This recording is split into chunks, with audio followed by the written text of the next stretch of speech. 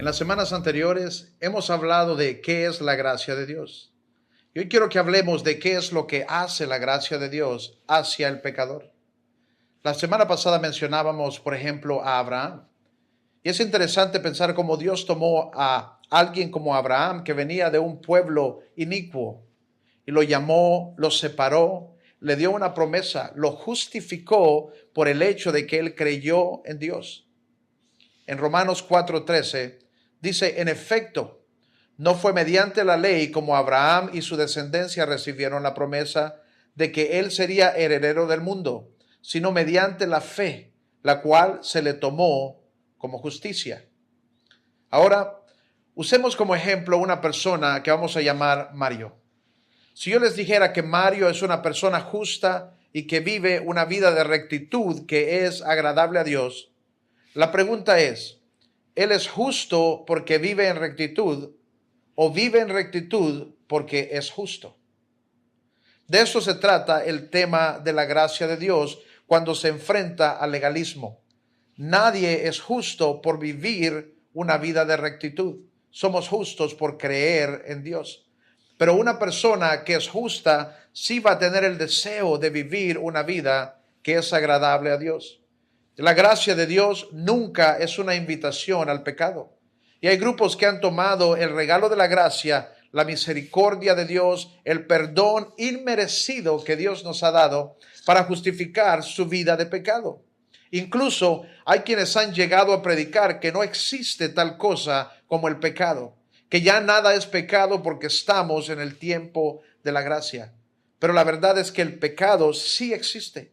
El pecado definitivamente existe. Y la palabra nos dice en Romanos 5, versos 20 y 21. Pero allí donde abundó el pecado, sobreabundó la gracia, a fin de que así como reinó el pecado en la muerte, reine también la gracia que nos trae justificación y vida eterna por medio de Jesucristo nuestro Señor. La gracia de Dios es para el pecador, y mientras en el mundo hayan pecadores, va a existir la gracia de Dios. Mientras esté el mundo bajo el dominio de Satanás, el pecado sigue reinando en el mundo, y Dios va a extender su gracia para que nadie se pierda.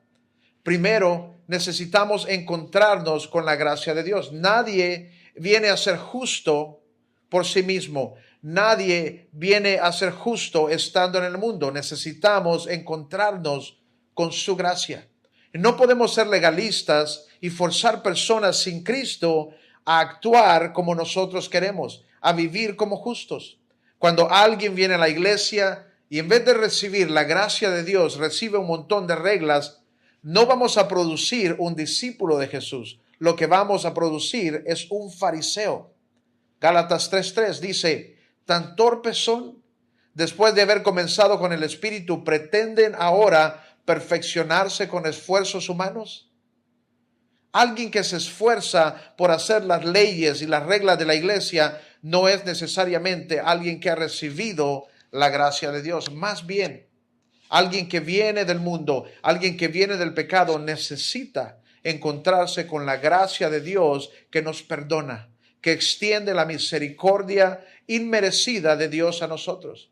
Pero alguien que solamente entra a la iglesia y es forzado a actuar de una manera diferente, no conoce a Jesús. O sea, no conoce la gracia. Y esa es nuestra parte como iglesia, es mostrar y extender la gracia de Dios a todo el que viene del pecado. Ahora comparte tus pensamientos acerca de esto con tu grupo.